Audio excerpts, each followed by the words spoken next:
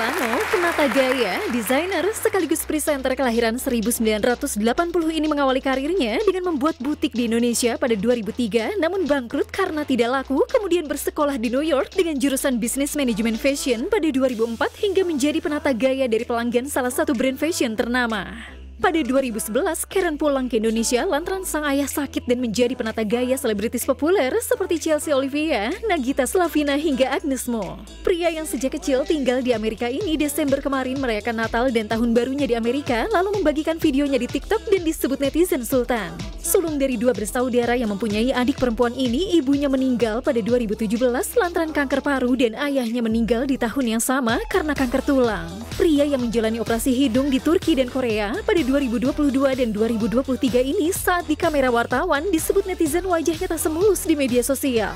Benarkah Karen akan kembali tinggal dan berkarir di Amerika? Saksikan kisah selengkapnya hanya di Rumpi No Secret.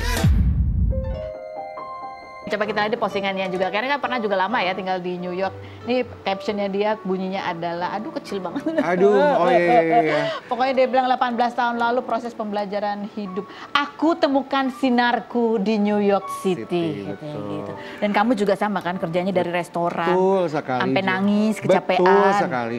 Jadi memang kenapa aku kasih judul aku temukan sinarku di New York City itu karena aku tidak mudah sekali menjalani hidup ketika itu karena papa tidak memberikan aku uang waktu pergi ke sana. Jadi aku harus hidup hanya sekian dolar dan tinggalnya sama sepupuku ini. Tapi masih di apartemen yang kecil banget. Kenapa kamu gak dikasih uang sama papa? Supaya kamu berjuang? Karena papa waktu itu tidak setuju. Papa bilang, kamu udah SMA di sana, kenapa kamu harus balik lagi ke sana? Kamu harus nemenin papa. Kalau papa mati, siapa yang nemenin? Gitu bahasanya. Tapi aku bandel. Aku bilang, no, I wanna go back. Tapi ketika itu, aku tuh rencananya cuma mau berlibur. Jadi aku tuh agak bohong sama papa. Aku liburan aja lah gitu loh. Tapi akhirnya aku memutuskan untuk tidak balik dan maunya sekolah di sana. Dah mencari jalannya adalah gimana caranya bisa sekolah tanpa uangnya orang tua. Akhirnya aku kerja. Aku jadi waiter. Ya ampun, capek banget tuh ya. Jadi waiter, ketika aku jadi waiter karena sepupuku adalah salah satu manajer di restoran tersebut, aku jadi waiter di sana. Nah, ketika aku jadi waiter, aku kumpulin uangnya. Nah, papa bilang ya udahlah kalau itu keputusan kamu ya kamu harus bekerja, kamu yang bayar sekolah sendiri. Dan terima resikonya. Gitu. Dan terimalah resikonya. Tapi memang pembelajaranku paling besar jadi manusia sesungguhnya di sana, Karus. Menghargai uang, menghargai orang, waktu dan semuanya. Kayak kamu bilang kamu temukan sinarmu di New York. Jadi dewasa betulan di sana gitu ya. Dan kamu kan salah satu ceritanya adalah kamu tuh karena suka branded sampai nabung-nabung hanya untuk beli dompet. Betul, itu jadi waktu jadi waiter. Untuk jadi waiter itu tuh aku nggak digaji kan. Jadi gajinya kita tuh adalah tips. Jadi tips itu adalah pembelajaran, oh berarti aku harus melayani orang betul-betul sampai tamuku itu benar-benar seneng dan pulang meninggalkan tips. Nggak digaji? Nggak digaji, jadi gajiku tuh hanya untuk tax aja, untuk pajak. Nah, ketika itu aku harus benar-benar kerja gimana caranya bisa menyenangkan semua orang supaya aku bisa bawa pulang uang banyak. Disitulah aku bisa nabung, aku beli first branded.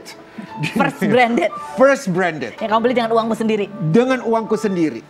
Dan kamu katanya juga abis itu ketemu klien-klien. Iya. Itu ceritanya gimana? Karena kan aku sambil sekolah di Fashion Institute Technology.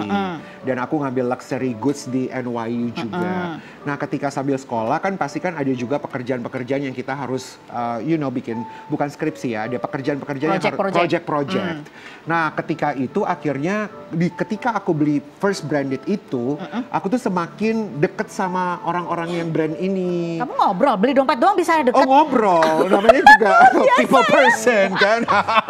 Ngobrol sama mereka, akhirnya suka balik ke sana dan ya dari sanalah aku jadi personal shopper. Oh gitu. Personal shopper. Personal shopper. Jadi kamu belanja pakai duit orang ya? Kalau di Indonesia mungkin lebih tepatnya just tip. Nggak ada personal shopper di sini. Tapi di sana personal shopper. Akhirnya aku belanjain uang, belanjain tamuku pakai uang mereka. Yang dititipkan ke aku. Ada kartu kredit tanpa limit, gitu-gitu. Dan dua di antaranya orang Indonesia loh. Masih sering ketemu di sini? Masih. Jadi itu yang memperkenalkan dari orang-orang di toko branded itu?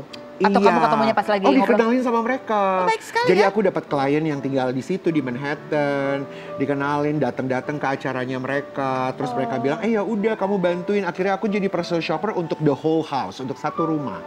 Gitu. Jadi kalau personal shopper di Amerika tuh bukan cuma baju. Gimana? Jadi dari mereka tuh aku penuhin 1 bulannya belanja bulanan, sayur, ini, itu semuanya sampai kalau mereka ada acara-acara penting atau traveling. Oh gitu? Iya. Nah karena tamuku bos nih, nanti si bapak itu bilang, it's about Christmas, ini bentar lagi Christmas. Mereka nggak ada waktu untuk belanja. Akhirnya aku yang belanja-belanjain tuh. Termasuk kado-kado tuh, kado-kado Natal. Iya, kado-kado gitu. Lumayan loh aku dibayarnya, orang aku sampai bisa pindah ke Manhattan waktu itu. Jadi kamu berdasarkan apa? Tip atau presentasi dari belanjaan? Presentasi. Kita personal shopper tuh dari presentasi. Ini juga tapi yang pengen kita tahu juga bahwa akhirnya Karen pulang karena pada saat itu kamu tahu ayah kamu sakit gitu ya. Ini ada describe foto. Nah dan ini ceritanya juga cukup sedih kalau kita dengar ya bahwa kamu pulang menemani ayah yang sudah tahu sakit. Tapi ternyata justru mama yang meninggal duluan dan baru ketahuan kalau kanker sudah stadium 4. Betul. Ya kita nggak pernah tahu rencana Tuhan apa. Tadinya aku tuh sebenarnya mau meneruskan hidupku, bahkan mau seperti sepupu-sepupuku. Udah nggak mau mikirin pulang ke Indonesia. Sudah bayar lawyer dan lain-lain. Tapi mungkin Tuhan punya rencana lain, aku harus balik ke Jakarta dan menemani proses itu. Papa jatuh, akhirnya ketahuan kenapa bisa jatuh karena ada kanker tulangnya. Proses papa masuk rumah sakit 2 tahun, tapi malah mama duluan yang dipanggil. Mama tuh divonis kanker, hanya ada 8 bulan hidup. Ketika mama sudah mencapai 60 tahun persis, 1 bulan kemudian mama meninggal dunia. Mereka tidak meninggalkan sepersen pun buat anak-anaknya sebenarnya. Namun ketika mereka tidak ada, tepat mereka berdua tidak ada karena papa meninggal dunia 100 hari kemudian setelah mama. Ketika mereka tidak ada, mereka tuh ternyata meninggalkan investasi doa buat aku. Terbukalah pintu lebar banyak Karos dengan begitu mudahnya. Gak pernah aku minta, gak pernah aku cari. Sama halnya seperti aku sekarang ini ada di Trans TV.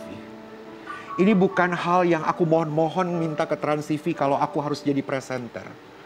I am in the fashion world, sekolahnya fashion. Kok bisa Tuhan kasih acara di pagi hari? Kita ngelenong juga. Itu bukan hal yang aku minta. Aku bisa punya program fashion di Insert. I can be here beberapa kali di Rumpi. Ini nggak pernah dirancang sebelumnya. Dan nggak pernah mikirin bahwa aku harus jadi artis gitu. Tapi Tuhan punya rencana lain dan aku cuma bilang, oh ternyata aku bisa hidup sampai sekarang ini karena investasi doa saja dari mereka selama aku hidup, mereka ada hidup. Hanya itu yang dikasih buat aku dan aku tuai dengan buah-buahnya. Perjuangan Karen Delano ternyata nggak mudah ya pemirsa. Nggak heran kalau namanya di dunia fashion semakin bersinar. Setelah ini akan ada model papan atas yang akan berpose di catwalk. Siapa ya sosok tersebut? Ngeri kali.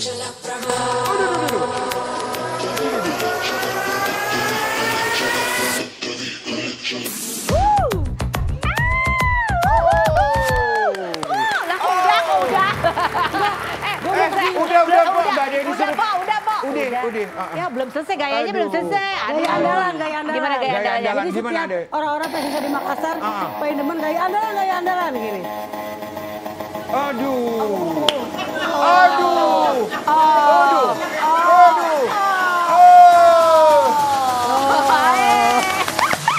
Gaya ada. Oke, nanti kita akan bedah gaya-gaya Po Eli gitu ya. Dia ketawa loh. Ini terinspirasi oleh gaya apa ini? Apakah ini gaya burung terbang? Selain berkedai, tetap di Rumpi.